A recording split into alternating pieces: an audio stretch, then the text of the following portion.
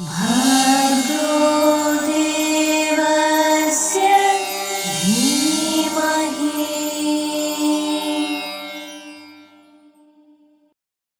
നമസ്കാരം. William Arthur ward എന്ന കഴിഞ്ഞ നൂറ്റാണ്ടിലെ ഒരു പ്രസിദ്ധനായ അമേരിക്കൻ എഴുത്തുകാരൻ, ഒരു മോട്ടിവേഷണൽ റൈറ്റർ എന്ന പ്രസിദ്ധനായ ഒരു എഴുത്തുകാരൻ ഉണ്ടായിരുന്നു. അദ്ദേഹത്തിൻ്റെതായ ഒരു ഉദ്ധരണി നിങ്ങളുമായി പങ്കുവയ്ക്കട്ടെ. ആ വാക്കുകളിലേക്ക്: ദ മീഡിയോക്കർ ടീച്ചർ ടെൽസ്. ഇടത്തരം അധ്യാപകൻ പറഞ്ഞു കൊടുക്കുന്നു. A good teacher explains. നല്ല അധ്യാപകൻ വിശദമാക്കുന്നു. A superior teacher demonstrates. ഉത്കൃഷ്ടനായ അധ്യാപകൻ പ്രത്യക്ഷപ്പെടുത്തുന്നു. A great teacher inspires. മഹാനായ അധ്യാപകൻ പ്രചോദിപ്പിക്കുന്നു. അപ്പോൾ ഈ അധ്യാപകരുടെ ഒരു പട്ടികയാണല്ലോ. ഇതിൽ എവിടെയാണ് യേശുക്രിസ്തു ഉൾപ്പെടുക എന്ന് പ്രത്യേകിച്ച് പറയേണ്ടതില്ലല്ലോ. ദ ഗ്രേറ്റ് ടീച്ചർ ഇൻസ്പയേഴ്സ് എന്ന വാചകം നമുക്കൊരിക്കൽ കൂടി വായിക്കാം. ഒപ്പം തന്നെ ദേവസ്യാസാർ തൻ്റെ മൗലിക കൃതിയായ ക്രിസ്തു ഭാഗവതത്തിൽ അന്തിമ ഭോജനം യൂദാസസ്യ വഞ്ചനാച എന്നു പേരായ സർഗത്തിൽ വെറുക്കപ്പെട്ട യൂദാസിനെ കുറിച്ച് മാത്രമല്ല പറയുന്നുള്ളൂവെന്നും ഈശോയുടെ പ്രിയപ്പെട്ട ശിഷ്യരിൽ ഒരാളായ ടീച്ചറിൻ്റെ മഹത്വത്തെക്കുറിച്ചും പറയുന്നുണ്ടെന്നും നമുക്ക് ഓർക്കാം. ഗുഡ്നസ് ടിവിയിലെ എല്ലാ മാന്യപ്രേക്ഷകരെയും ഞങ്ങൾ ഭർഗോ ദേവസ്യ ധീമഹി എന്ന് പേരിട്ട് വിളിക്കുന്ന ക്രിസ്തു ഭാഗവത ചർച്ചയുടെ ഇന്നത്തെ എപ്പിസോഡിലേക്ക് ഹാർദമായി സ്വാഗതം ചെയ്തുകൊള്ളുന്നു. എന്നത്തെയും പോലെ ഇന്നും നമുക്കൊപ്പം സണ്ണിയച്ചനുണ്ട്. ദേവസ്യാസാറിൻ്റെ നേരിട്ടുള്ള ശിഷ്യനും സുഹൃത്തും കാഞ്ഞിരപ്പള്ളി രൂപതാംഗവും എൻ്റെ മാന്യ സുഹൃത്തുമായ സണ്ണി കുരുവിള മണിയാക്കുപാറ എന്ന സണ്ണിയച്ചനെ ഹാർദമായി സ്വാഗതം ചെയ്തുകൊള്ളുന്നു. ക്രിസ്തു ഭാഗവതത്തിലെ തിരഞ്ഞെടുത്ത ശ്ലോകങ്ങൾ ഗാനാത്മകമായി പാടിത്തരാൻ കാവ്യ വിനോദ എന്ന ഗവേഷണ വിദ്യാർത്ഥി നമുക്കൊപ്പമുണ്ട്. കാവ്യയെയും ഇന്നത്തെ എപ്പിസോഡിലേക്ക് ഹാർദമായി സ്വാഗതം ചെയ്തുകൊള്ളുന്നു.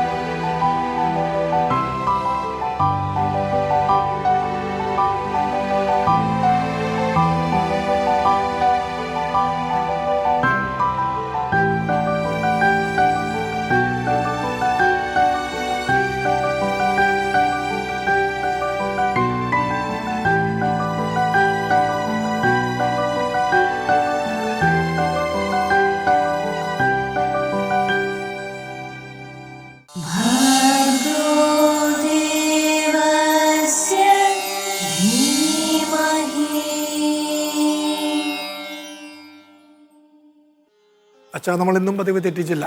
ഒരു ഉദ്ധരണി പറഞ്ഞുകൊണ്ടാണ് നമ്മൾ ഇന്നത്തെ എപ്പിസോഡ് ആരംഭിച്ചത്. അധ്യാപകരെ കുറിച്ച് പറയുന്ന ഒരു ഉദ്ധരണിയാണ്. നമ്മൾ നേരിട്ട് ശ്ലോകത്തിലേക്ക് കടക്കുകയാണ്. പാദപ്രക്ഷാളനത്തെക്കുറിച്ച് പറയുന്ന ഒരു ഘട്ടത്തിലാണ് നമ്മൾ എത്തി നിൽക്കുന്നത്. അഥ യേശു സമുദ്ധായ എന്നാരംഭിക്കുന്ന ഒന്നാമത്തെ ശ്ലോകത്തിലേക്ക് കടക്കുകയാണ്. പാദപ്രക്ഷാളനം എന്നതൊരു വിഷയമാക്കിയെടുത്താൽ അതിലെ ഒന്നാമത്തെ ശ്ലോകത്തിലേക്ക് കടക്കുകയാണ്.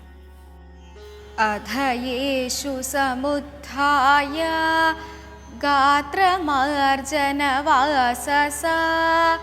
ബബന്ധസ്വകടിം തോയ പാത്രേ തോയം ധത്ത ച. നോക്കൂ, ഇവിടെ അഥ തുടർന്ന് യേശുഹു സമുദ്ധായ, ഈശോ എഴുന്നേറ്റ് ഗാത്രമാർജന വാസസ സ്വകട്ടിം ബബന്ധ എന്ന്. ഗാത്രമാർജന വാസസ എന്നാണ് തൂവാലയ്ക്ക് ദേവസ്യാസാർ കണ്ടെത്തിയ വാക്ക്. ഒരു തൂവാലയെടുത്ത് സ്വകട്ടിം ബബന്ധ, കട്ടി പ്രദേശം എന്ന് പറയുമല്ലോ അരക്കെട്ടിന്, അപ്പോൾ തൻ്റെ അരക്കെട്ടിൽ ചുറ്റി. എന്നിട്ട് തോയ പാത്രേ തോയം ഞതത്തച എന്ന പാത്രത്തിൽ വെള്ളം നിറച്ചു വയ്ക്കുകയും ചെയ്തുവെന്ന്. അതാണ് പാത്രപ്രക്ഷാളനത്തെക്കുറിച്ച് പറയുന്ന ശ്ലോക സമൂഹത്തിലെ ഒന്നാമത്തെ ശ്ലോകമാണ്. തൊട്ടടുത്ത ശ്ലോകത്തിൽ നമ്മൾ ഈ പാദക്ഷാളനം എന്ന് പറയുമ്പോൾ നമുക്ക് കാല് കഴുകൽ എന്നുള്ള രീതിയിൽ നിസ്സാരമായിട്ട് നമുക്ക് കരുതാം. പക്ഷേ അത് വലിയൊരു വിപ്ലവമാണ് നടക്കാൻ പോകുന്നത്. വാസ്തവത്തിൽ ഈ റെവലേഷൻ എന്ന് പറയുന്ന ഒരു സങ്കല്പം ഉണ്ടല്ലോ ദൈവശാസ്ത്രത്തിൽ, അതായത് ദൈവത്തിൻ്റെ ആവിഷ്കാരം, ദൈവം എന്താണെന്ന് പരസ്പരം നമുക്ക് വെളിപ്പെടുത്തി തരുവാണ്. അപ്പം ദൈവത്തിൻ്റെ വലിയൊരു വെളിപാട് റെവലേഷനാണ് ഇവിടെ നടക്കുന്നത്. കാരണം പെസഹായുടെ അർത്ഥത്തെ മുഴുവൻ മാറ്റിമറിച്ചു. അവിടെ പെസഹ കുഞ്ഞാടിന് പകരം ക്രിസ്തുവിനെ കുഞ്ഞാടായിക്കൊണ്ട് അതിൻ്റെ അർത്ഥതലങ്ങളെല്ലാം മാറ്റിമറിച്ചു. പാദക്ഷാളനം എന്ന് പറയുന്നത് യഹൂദരെ സംബന്ധിച്ചിടത്തോളം പുറത്ത് പോയിട്ട് അകത്ത് വരുമ്പോൾ അവിടെ കൈയും കാലും മുഖം എല്ലാം കഴുകുക എന്നുള്ള അങ്ങനെ ഒരു പതിവ് ഓർക്കുണ്ട്. കാശുള്ള യഹൂദന്മാരാണെങ്കിൽ അടിമകളാണ് ചെയ്തു കൊടുക്കുന്നത്, അവരല്ല ചെയ്യുന്നത്. അങ്ങനെ ഒരു സാധാരണ ഒരു സംഭവത്തെ ക്രിസ്തു മാറ്റിമറിച്ച് വലിയ അർത്ഥതലങ്ങൾ കൊണ്ടുവരികയാണ്. അതാണ് നമ്മൾ കാണാനായിട്ട് പോകുന്നത്. തീർച്ചയായും. അടുത്ത ശ്ലോകത്തിലേക്ക് കടക്കാം. ഈശോ ശിഷ്യന്മാരുടെ കാലുകൾ വെള്ളം കൊണ്ട് കഴുകി എന്ന് പറയുന്ന അടുത്ത ശ്ലോകത്തിലേക്ക്. തുടർന്ന് അദ്ദേഹം പീറ്ററുടെ അടുക്കലെത്തി എന്ന് പറയുന്ന ശ്ലോകം കൂടിയാണത്. അടുത്ത ശ്ലോകത്തിലേക്ക്. പാദാംസ്തോയേന ശിഷ്യാണാം പ്രക്ഷാല്യ നിജവാസസ പരിമൃജ്യോപസ്ഥിതഃ പിത്രസ്യ നികടം ഗുരുഹു. സഹ ഗുരുഹു, ആ ഗുരു ഈശോ ശിഷ്യാണാം പാദാൻ തോയേന പ്രക്ഷാളി, ശിഷ്യന്മാരുടെ കാലുകളെ വെള്ളം കൊണ്ട് കഴുകിയിട്ട് നിജവാസസ പരിമൃജ്യ, തൻ്റെ തൂവാല കൊണ്ട് തുടച്ചിട്ട് പിത്രസ്യ നികട്ടം ഉപസ്ഥിത, പീറ്ററുടെ അടുക്കലേക്കെത്തി എന്നാണ് ഈ ശ്ലോകത്തിൽ നമ്മൾ കാണുന്നത്. പീറ്റർ അവിടെ ഗുരുവിനെ തടയുകയാണ്. ഗുരു, അങ്ങ് എന്താണ് കാണിക്കുന്നത്? അങ്ങ് എൻ്റെ പാദം കഴുകുകയോ എന്ന് പറഞ്ഞ് പീറ്റർ തടയുന്ന ആശയം വെളിവാക്കുന്ന അടുത്ത ശ്ലോകത്തിലേക്ക് കടക്കാം. ഈ സംഭവം നടക്കുന്നത് നമ്മൾ നേരത്തെ സൂചിപ്പിച്ചു. 12-ാമത്തെ അധ്യായം വരെ, യോഹന്നാൻ്റെ സുവിശേഷം 12-ാം അധ്യായം വരെ ക്രിസ്തുവിൻ്റെ സയൻസാണ്, അടയാളങ്ങളാണ് ഇതിൻ്റെ ദൈവത്വത്തെ വെളിപ്പെടുത്തുന്നത്. 13-ലേക്ക് വരുമ്പോഴത്തേനും ഈ യോഹന്നാൻ്റെ സുവിശേഷം ഇച്ചോടെ അഗാധമാകുകയാണ്. ഒരു നദി ഒഴുകിച്ചെല്ലുമ്പോൾ കുറേ അകന്നു നിന്നിട്ട് അതിന് അഗാധത്തിലേക്ക് വരുന്നത് പോലെ, അതിനെ ആഴം വർദ്ധിക്കുന്നത് പോലെ സുവിശേഷത്തിന് ആഴം വർദ്ധിക്കുന്ന രംഗമാണ് ഇവിടെയൊക്കെ. അതായത് ക്രിസ്തുവിൻ്റെ സമർപ്പണത്തിൻ്റെ, കാൽവരിയിൽ സ്വയം സമർപ്പിക്കുന്നതിലേക്കുള്ള പോക്കിൻ്റെ ഭാഗമായിട്ടാണ് ഇവിടെ ശിഷ്യത്വം എന്താണെന്ന് പഠിപ്പിക്കുകയാണ് ഇതിലൂടെ. അപ്പോൾ അതുകൊണ്ട് സുവിശേഷത്തിൽ യോഹന്നാൻ്റെ സുവിശേഷമാണ് ഏറ്റവും ആഴമേറിയ സുവിശേഷമായിട്ട് പറയുന്നത്. അതിൻ്റെ അഗാധ തലങ്ങളിലേക്കാണ് നമ്മളിപ്പോൾ ഇതിലൂടെ പ്രവേശിക്കുന്നത്. തീർച്ചയായും. നമ്മൾ അതും ഓർത്തുകൊണ്ട് നമുക്ക് അടുത്ത ശ്ലോകത്തിലേക്ക് കടക്കാം. പീറ്ററുടെ സംഭാഷണമാണ് അടുത്ത ശ്ലോകത്തിലേത്. പിത്രോവദത് എന്നാരംഭിക്കുന്ന അടുത്ത ശ്ലോകത്തിലേക്ക്. പിത്രോവദത് ഗുരോ പാദൗ കിം മമ ക്ഷാലയേത് ഭവാൻ ഗുരുരാഹജ്ഞായതേന ത്വയാ യത് ക്രിയതേ മയാ. നോക്കൂ, പിത്രഹാവദത്, പിത്രഹ എന്നാണ് പീറ്ററെ കുറിക്കുന്ന വാക്ക് സംസ്കൃതത്തിൽ. ദേവസ്യാസാറ് കണ്ടെത്തിയ ഒരു വാക്ക്. അദ്ദേഹം എല്ലാം സംസ്കൃതവൽക്കരിച്ചിട്ടുണ്ട്. എല്ലാ പേരുകളും നസ്രത്ത്, നാസരഥ എന്നാക്കി. അങ്ങനെ നമുക്ക് ഇങ്ങനെ ഇഷ്ടം പോലെ പറഞ്ഞു പോകാമല്ലോ. പീറ്റർ പിത്രഹ എന്നാണ് വിളിച്ചത്. അപ്പോൾ പിത്രഹ അവദത്, പീറ്റർ പറഞ്ഞു, ഗുരു ഭവാൻ മമ പാദൗ കിം ക്ഷാളയേത്, അങ്ങൻ്റെ പാദം എന്തേ കഴുകുവാൻ എന്ന് തടഞ്ഞുകൊണ്ടാണ് ആ വാക്കുകൾ പറയുന്നത്. അങ്ങൻ്റെ പാദം കഴുകുകയോ, അങ്ങൻ്റെ പാദം എന്തേ കഴുകുവാൻ എന്ന്. ഗുരുഹു ആഹ, ഗുരു മറുപടി പറഞ്ഞു, ഈശോ പറഞ്ഞു, മയാ എത്ത് ക്രിയത്തെ തത്ത് ത്വയാ ന ജ്ഞായത്തെ, ഞാനിപ്പോൾ എന്തു ചെയ്യുന്നുവോ അത് നിനക്കിപ്പോൾ മനസ്സിലാവുകയില്ല. ഞാൻ ചെയ്യുന്നതെന്തോ അത് നിനക്ക് ഇപ്പോൾ മനസ്സിലാവുകയില്ല എന്ന് പറഞ്ഞുവെങ്കിൽ പോലും തുടർന്ന് ആ കാരണം അദ്ദേഹം വ്യക്തമാക്കുന്നുണ്ട് ഈശോ തൊട്ടടുത്ത ശ്ലോകത്തിൽ. യദീന ക്ഷാലയാമി ത്വാം, ഞാൻ നിന്നെ കഴുകിയില്ലെങ്കിൽ എന്നാരംഭിക്കുന്ന അടുത്ത ശ്ലോകത്തിലേക്ക്.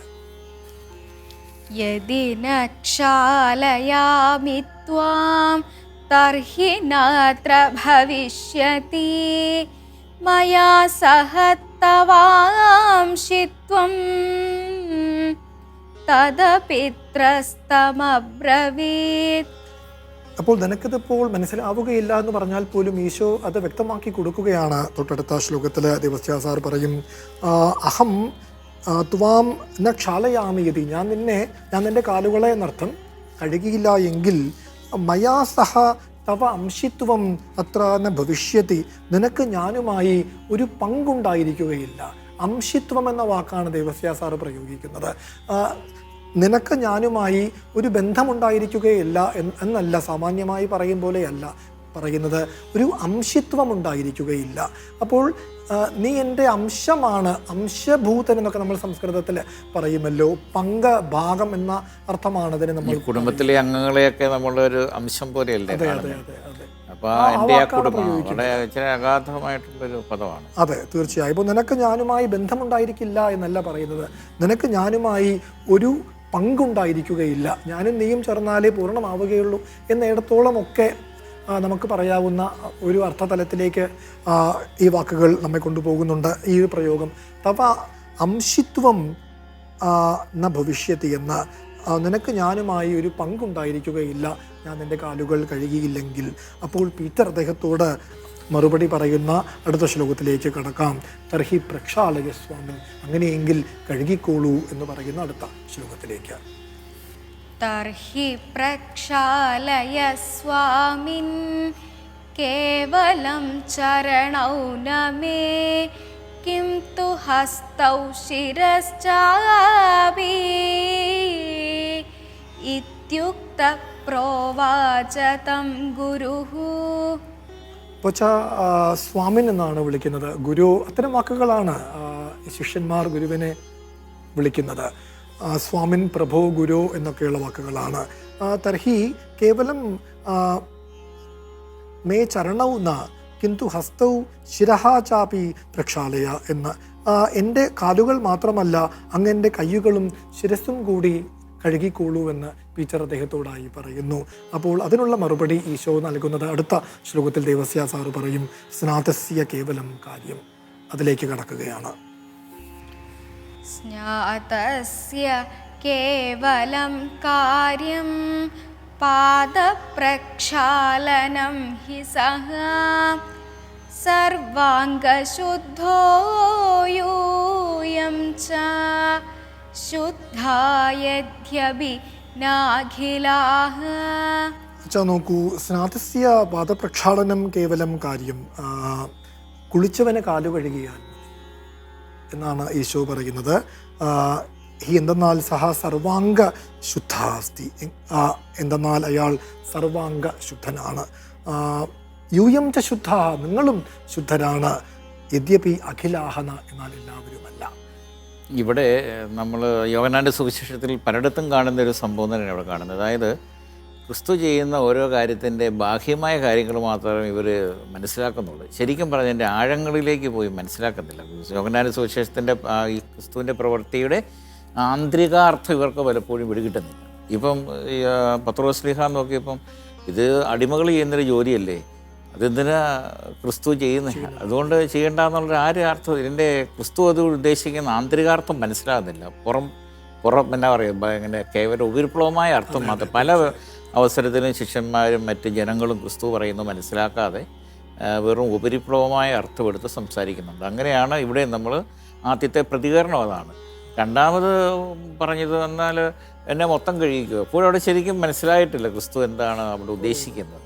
അപ്പോൾ വാസ്തവത്തിൽ ക്രിസ്തു ഈശോ പറയുന്നുണ്ട്, നീ എൻ്റെ പാദം കഴുകാനായിട്ട് അനുവദിച്ചില്ല, നീ എൻ്റെ ഒരു ഭാഗമാകുന്നില്ല എന്ന് പറയാൻ കാരണം എന്താണ്? ഈ ശുചീകർമ്മത്തിലൂടെ ഇവരെല്ലാവരും കടന്നു പോകണം. ക്രിസ്തു ചെയ്യുന്ന തൻ്റെ ഇനി വരെ ഞാൻ പറഞ്ഞില്ല, സമർപ്പണത്തിൻ്റെ ഒരു രണ്ടാം ഘട്ടത്തിലാണ് ഇത് സംഭവിക്കുന്നത്. ക്രിസ്തുവിൻ്റെ ഇപ്പോൾ കുരിശുമരണം, പീഡാസഹനം, ഉത്ഥാനം, ഇതിലൂടെ എല്ലാം ജനങ്ങളെ ലോകത്തിൻ്റെ പാപങ്ങൾ കഴുകിക്കളയുകയാണ്. അത് കഴുകിക്കളയുന്നത് എങ്ങനെയാണ്? സ്വന്തം ജീവൻ അർപ്പിച്ചുകൊണ്ടാണ്. അതിൻ്റെ പ്രതീകമാണ് ഇവിടെ ചെയ്യുന്നത്. അപ്പോൾ ക്രിസ്തുവിൻ്റെ പോലെ തന്നെ സ്വന്തം ജീവൻ അർപ്പിച്ച് മറ്റുള്ളവരുടെ പാപങ്ങൾ കഴുകിക്കളയുന്നില്ലെങ്കിൽ നീ എൻ്റെ ഭാഗമാകുകയെന്നാണ്. അപ്പോൾ എന്തൊരർത്ഥമാണ് അതിനുള്ളത്? അപ്പോൾ അതുകൊണ്ടാണ് അതാണ് ശിഷ്യന്മാരെന്ന് പറയുന്നത്, അങ്ങനെ ചെയ്യുന്നവരാണ്. അപ്പോൾ ശിഷ്യത്വം എന്താണെന്നും കൂടിയാണ് ക്രിസ്തു പഠിപ്പിക്കുന്നത്. അതുകൊണ്ട് ഇത് ചുമ്മാ ഒരു എന്നാ പറയുന്നത് പാദം കഴുകുന്ന ഒരു പരിപാടി മാത്രമല്ല, ക്ലീനിങ് പ്രോസസ്സാണ്. ലോകത്തിൻ്റെ പാപങ്ങൾ നീക്കിക്കളയുന്നു, കഴുകിക്കളയുന്നു, സ്വന്തം ജീവിതത്തെ അർപ്പിച്ചുകൊണ്ടാണ് ഇത് കഴുകിക്കളയുന്നത്. ഇങ്ങനെയുള്ള വലിയ സുവിശേഷത്തിൻ്റെ ഒരു ബൈബിൾ പണ്ഡിതന്മാർ പറയുന്ന പോലെ 13 കഴിഞ്ഞിട്ടുള്ള അധ്യായങ്ങളാണ് സുവിശേഷം തന്നെ. പുതിയ സുവിശേഷം, പുതിയ വാർത്തകൾ, പുതിയ നിയമങ്ങൾ, പുതിയ ആത്മീയമായിട്ട് ഉൾക്കാഴ്ചകളെല്ലാം വരുന്ന ഈ ഭാഗത്താണ്. അപ്പോൾ അതുകൊണ്ട് വലിയ ഉൾക്കാഴ്ച നിറഞ്ഞ ഒരു ഭാഗമാണ് ഈ പാതച്ച. തുടർന്ന് ഈശോ പറയും, ഞാൻ നിങ്ങളുടെ കാല് കഴുകിയെങ്കിൽ നിങ്ങളും പരസ്പരം കാലുകൾ കഴുകണം എന്ന് പറയുന്ന ഉദ്ബോധിപ്പിക്കുന്ന ഒരു സൂക്തി ഉണ്ടല്ലോ. അത് ദേവസ്യ സാർ നൽകിയിട്ടുണ്ട് പദ്യരൂപത്തിൽ, ശ്ലോകരൂപത്തിൽ. സോഹം വശ്ചരണാനാം എന്നാരംഭിക്കുന്ന ഒരു ശ്ലോകത്തിലേക്ക്. സോഹം വശ്ചരണാനാം പ്രക്ഷാളനം കൃതവാൻ യതി യുഷ്മാഭിസ്തർഹി കർത്തവ്യം ക്ഷാളനം ച പരസ്പരം. അച്ഛാ നോക്കൂ, സോഹം ആ ഞാൻ വഹചരണാനാം പ്രക്ഷാളനം യതി കൃതവാൻ, നിങ്ങളുടെ കാല് കഴുകിയെങ്കിൽ. അതിലൂടെ ഞാൻ നൽകുന്ന സന്ദേശം എന്താണെന്ന് ഈശോ വ്യക്തമാക്കുന്നു. തർഹി യുഷ്മാഭിഹി ച പരസ്പരം ക്ഷാളനം കർത്തവ്യം, നിങ്ങളും പരസ്പരം കാലുകൾ കഴുകിക്കൊള്ളണം എന്ന അതിനെക്കുറിച്ച് ഇതാണ് വാസ്തവത്തിൽ ഞാൻ പറഞ്ഞല്ലോ, ക്രിസ്തു ശിഷ്യത്വം എന്താണ്, ഡിസൈപ്പിൾഷിപ്പ് എന്താണെന്ന് പഠിപ്പിക്കുന്ന ഒരു രംഗം കൂടിയാണ്. ഡിസൈപ്പിൾഷിപ്പിൻ്റെ എന്നാണ് സെർവായി ലീഡർഷിപ്പ് എന്നൊക്കെ പറയും. എന്ന് പറഞ്ഞാൽ മറ്റുള്ളവർ അടിമകളായിരുന്നു കാല് കഴുകിക്കൊണ്ടിരുന്നത്. അപ്പോൾ ഒരു അടിമയെപ്പോലെ എന്ന് പറഞ്ഞാൽ നമ്മുടെ സഹോദരൻ്റെ മുമ്പിൽ അടിമയെപ്പോലെ എന്ന് പറഞ്ഞാൽ നമ്മുടെ ഈഗോ, നമ്മുടെ അഹങ്കാരങ്ങളും നമ്മുടെ വലിയ ആത്മാഭിമാനങ്ങളും ഇങ്ങനെയുള്ള എന്നാ പറയുന്നത് നമ്മുടെ ഈഗോ എല്ലാം മാറ്റിവെച്ച് താഴ്ന്ന് മറ്റുള്ളവർക്ക് ശുശ്രൂഷ ചെയ്യണമെന്നുള്ള പരസ്പരമുള്ള ശുശ്രൂഷ, താഴ്ന്ന് വിനയത്തോടു കൂടിയുള്ള ആ ശുശ്രൂഷയാണ് ഈ ശിഷ്യന്മാരുടെ ശിഷ്യത്വത്തിൻ്റെ വലിയൊരു മുഖമുദ്രയായിട്ട് ക്രിസ്തു ഇതിലൂടെ കാണിച്ചു കൊടുക്കുകയാണ്. അതെ അച്ഛാ. തുടർന്ന് ദേവസ്യ സാറ് ഈ അന്തിമ ഭോജനം എന്ന പേരാണല്ലോ സാറ് ഈ സർഗത്തിനിട്ടിരിക്കുന്നത്, അതിലേക്ക് നേരിട്ട് കടക്കുകയാണ്. അദ്ദേഹം പറയും, എന്നോട് കൂടിയിരുന്ന് ഭക്ഷിക്കുന്ന നിങ്ങളിൽ ഒരുവൻ ഗുരുവായ എന്നെ ശത്രുക്കൾക്ക് ഒറ്റിക്കൊടുക്കാനിരിക്കുകയാണ് എന്ന ഒരു പ്രവചനം പോലെ. അത് ഒരു സൂചന കാലേ കൂട്ടി അദ്ദേഹം നടത്തിയിട്ടുണ്ട്. നിങ്ങളും ശുദ്ധരാണ്, പക്ഷേ എല്ലാവരുമല്ല എന്ന് പറഞ്ഞുവല്ലോ. അതിലൂടെ യുദാസിനെയാണ് ഈശോ ഉദ്ദേശിക്കുന്നത്. അതിനെ കൂടുതൽ വ്യക്തമാക്കുകയാണ്. ഒരുവൻ എന്നെ ശത്രുക്കൾക്ക് ഒറ്റിക്കൊടുക്കും, നിങ്ങളിൽ ഒരുവൻ എന്നെ ശത്രുക്കൾക്ക് ഒറ്റിക്കൊടുക്കുമെന്ന് വളരെ വ്യക്തമായി പറയുന്ന ഒരു ഭാഗം, വേദഭാഗം അങ്ങനെയുണ്ടല്ലോ അല്ലേ ബൈബിളിൽ? അതിലേക്ക് സന്തോഷത്തിന്റെ അകത്തൊരു സങ്കടം കയറി വരുവാണ്. അതെ അതെ അതെ അത് വ്യക്തമാക്കുന്ന ശ്ലോകത്തിലേക്ക് കടക്കുകയാണ്. സത്യം ബ്രവീമി യുഷ്മാകം. സത്യം ബ്രവീമി യുഷ്മാകം ഏകോ യോത്ര മയാ സഹ ഭുങ്ക്തേ വിപക്ഷഹസ്തേ സഹ ഗുരും മാമർപ്പയിഷ്യതി. അച്ഛാ നോക്കൂ, അഹം സത്യം ബ്രവീമി, ഞാൻ സത്യമാണ് പറയുന്നത്. യുഷ്മാകം ഏകഹ യഹ അത്ര മയാ സഹ ഭുങ്ക്തേ, എന്നോട് കൂടിയിരുന്ന് ഭക്ഷിക്കുന്ന നിങ്ങളിൽ ഒരുവൻ മാം വിപക്ഷഹസ്തേ അർപ്പയിഷ്യതി, എന്നെ ശത്രുക്കൾക്ക് ഒറ്റിക്കൊടുക്കും. ഇവിടെ അർപ്പണം എന്ന വാക്കാണ്, അതൊരു പോസിറ്റീവായ വാക്കാണ്, പക്ഷേ അതിവിടെ ഏറ്റവും നെഗറ്റീവായി മാറുകയാണ്.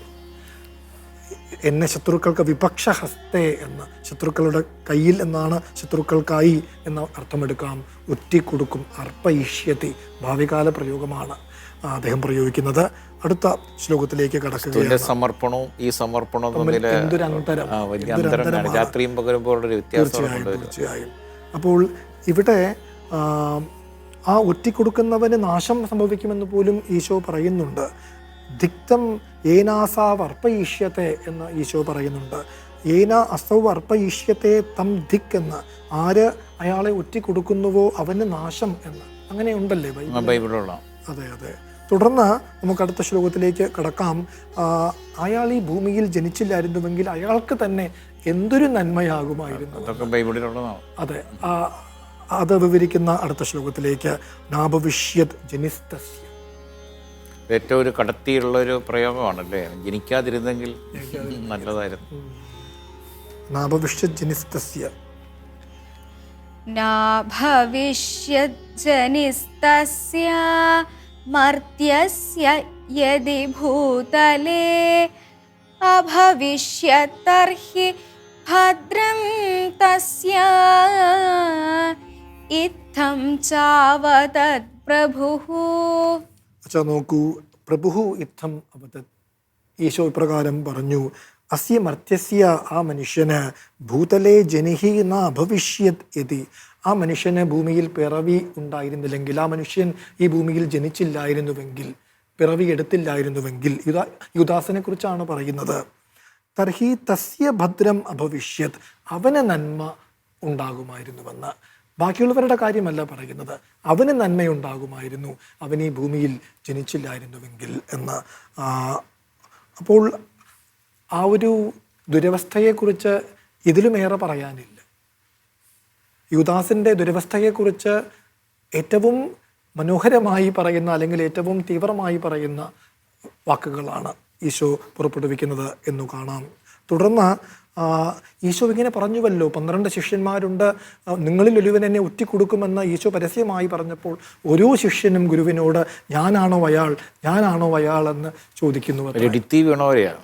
ഒരു സൗഹൃദത്തിൻ്റെ അന്തരീക്ഷമുണ്ട്. എല്ലാവരും പെസഹ ആചരിക്കാനായിട്ട് ഒരുമിച്ചിരിക്കുന്നു. സന്തോഷത്തിൻ്റെയും ഒരു ഐക്യത്തിൻ്റെയും ഒക്കെയുള്ള നല്ല അന്തരീക്ഷം മാറുകയാണ്. അന്തരീക്ഷം മുഴുവൻ അങ്ങ് എന്നാ പറയുന്നത്, ആകാശം മേഘാവൃതമാകുന്നെന്ന് പറഞ്ഞ പോലെ, കരിമേഘങ്ങൾ വരുന്ന പോലെയുള്ള. അപ്പോൾ ഓരോരുത്തരും ഈശോയോട് ഞാനാണോ അയാളെന്ന് ചോദിക്കുന്ന അടുത്ത ശ്ലോകത്തിൽ ഞെട്ടിപ്പോയി അവർ വാസ്തവത്തിൽ. അതെ, ശിഷ്യാഹ ശോചിത്തും ആരഭ്യ. അടുത്ത ശ്ലോകത്തിലേക്ക്. ശിഷ്യാഃ ശോചിതുമാരഭ്യ പപ്രച്ഛുസ്തം പൃഥക് പൃഥക് കിമഹം കിമഹം സോസ്മി പ്രഭുർമന്ദം തദാ ബ്രവീത്. നോക്കു വച്ചാൽ ശിഷ്യാഹ ശോചിത്തും ആരഭ്യ, ശിഷ്യന്മാർ ദുഃഖിക്കാൻ തുടങ്ങിക്കൊണ്ട് എന്നാണ്. ദുഃഖിച്ചുകൊണ്ട്, കാരണം അവിടെ സുഖം ദുഃഖത്തിന് അവിടെ വഴി മാറുകയാണല്ലോ. അച്ഛൻ പറഞ്ഞതുപോലെ ആ അന്തരീക്ഷം ആകപ്പാടെ മാറി മറിയുന്നു, നേരെ മറിച്ചാവുന്നു അന്തരീക്ഷം. അപ്പോൾ അവർ ശോചിക്കാൻ തുടങ്ങിക്കൊണ്ട്, ദുഃഖിക്കുവാൻ തുടങ്ങിക്കൊണ്ട്, പൃഥക് പൃഥക് വെവ്വേറെയായിട്ട്, ഓരോരുത്തരും വെവ്വേറെയായിട്ട് ചോദിക്കുന്നു, അഹം കിമസ്മി, അഹം കിമസ്മി, ഞാനാണോ അയാൾ, ഞാനാണോ അയാൾ എന്ന് തം പപ്രച്ഛുഹു, ഗുരുവിനോട് ചോദിച്ചു. അതിന് ഗുരുവിൻ്റെ മറുപടി എന്താണ്? അതാണ് അടുത്ത ശ്ലോകത്തിൽ ദേവസ്യ സാറ് വിവരിക്കുന്നത്. പൂപഖണ്ഡമഹം സൂപേ. പൂപഖണ്ഡമഹം സൂപേ മജ്ജയിത്വാ സുസാമ്പ്രതം യസ്മൈ ദാസ്യാമി ശിഷ്യായ സ ഏവാർപ്പയിതാ മമ. ഈശോ പറയും, അഹം പൂപഖണ്ഡം സൂപേ മജ്ജയിത്വ, ഞാൻ അപ്പകഷ്ണം സൂപത്തിൽ മുക്കി, സുസാമ്പ്രതം യസ്മൈ ശിഷ്യായ ദാസ്യാമി, ഞാൻ ഏതൊരു ശിഷ്യന് ഇപ്പോൾ നൽകുന്നുവോ, സ ഏവ മമ അർപ്പയിത, അവനാണ് എൻ്റെ ഒറ്റുകാരൻ. ഞാൻ അപ്പകഷ്ണം സൂപത്തിൽ മുക്കി ഇപ്പോൾ ഏത് ശിഷ്യന് നൽകാൻ പോകുന്നുവോ അയാളാണ് എൻ്റെ ഒറ്റുകാരൻ എന്ന് പറഞ്ഞുകൊണ്ട് അദ്ദേഹം അപ്പകഷ്ണം സൂപത്തിൽ മുക്കി യുദാസിന് നൽകുമെന്ന് പറയുന്ന അടുത്ത ശ്ലോകമുണ്ട്. ഇനിയും ഒട്ടേറെ ശ്ലോകങ്ങൾ ഇതും യുദാസിന് ചുംബനവും തമ്മിലൊരു ചെറിയ ബന്ധം പോലെ തോന്നുന്നു. എന്ന് പറഞ്ഞാൽ ഇവിടെ അപ്പം ഭക്ഷണം കൊടുക്കാന്ന് പറഞ്ഞൊരു സന്തോഷത്തിൻ്റെ പ്രതീകമല്ല, വാസ്തവത്തിൽ ഇത് മേടിക്കുന്നയാൾ ഞെട്ടിപ്പോവുക അല്ലേ. അതുപോലെ തന്നെ യുദാസ് ചുംബിച്ചപ്പം വാസ്തവത്തിൽ കൃഷ്ണനോട് സ്നേഹമല്ല കാണിച്ച്, ഒറ്റിക്കൊടുക്കലാണ് കാണിച്ചത്. ആ പ്രവൃത്തിയുടെ നേരെ ഓപ്പോസിറ്റ് ഫലമാണ് നമ്മളിവിടെ കാണുന്നത്. ഒട്ടേറെ വ്യാഖ്യാനങ്ങൾക്ക് ഈ വഴി തുറന്നു തരുന്ന ഒരു സർഗമാണ്. ഒട്ടേറെ ശ്ലോകങ്ങളുണ്ട്. എനിക്ക് തോന്നുന്നു ഏറ്റവും കൂടുതൽ ശ്ലോകങ്ങളുള്ള ഒരു സർഗമാണ്. അതുമാത്രമല്ല, ഈ സർഗം എന്ന് പറയുന്നത് വളരെ ഏറ്റവും അഗാധമായിട്ടുള്ള, പ്രൊഫൗണ്ടായിട്ടുള്ള സർഗങ്ങളിൽപ്പെട്ടാണ് ഏറ്റവും. അപ്പോൾ നമ്മളിതിൽ ഒന്നാമത്തെ ഭാഗത്ത് നമ്മൾ പാദപ്രക്ഷാളനം കണ്ടു, അതിൻ്റെ മഹത്വത്തെക്കുറിച്ച് അച്ഛൻ പറഞ്ഞു. തുടർന്ന് അവസാനത്തെ അത്താഴം എന്ന് പറയുന്ന അന്തിമ ഭോജനം എന്നാണല്ലോ ഈ സർഗത്തിൻ്റെ പേര്. അപ്പോൾ ഇവിടെ ഭക്ഷണം കഴിക്കാനിരിക്കെ ഈശോ പറയും, നിങ്ങളിലൊരുവൻ എന്നെ ഒറ്റിക്കൊടുക്കാനിരിക്കുകയാണെന്ന് പറയുമ്പോൾ അവിടെ അന്തരീക്ഷം മാറുകയും ഞാനാണോ അയാൾ എന്ന് ഓരോരുത്തരുമായി പ്രത്യേകം ഈശോവിനോട് ചോദിക്കുകയും ഈശോ അവിടെ ഒരു നാടകീയമായിട്ട് മാത്രമല്ല ഈ അല്ലാതെ നേരിട്ട് ചൂണ്ടിക്കാണിക്കുക. അതെ അത് വളരെ കലാപരമായിട്ടാണ് യൂദാസും കലാപരമായിട്ടല്ലേ വഞ്ചിച്ചു കൊടുത്തെന്ന് പറഞ്ഞ പോലെ തന്നെ. മാത്രമല്ല ഈ സർഗത്തിന്റെ പ്രത്യേകത യോഹന്നാന്റെ സുവിശേഷമാണ് ഏറ്റവും ആഴമുള്ള സുവിശേഷം എന്ന് പറഞ്ഞല്ലോ.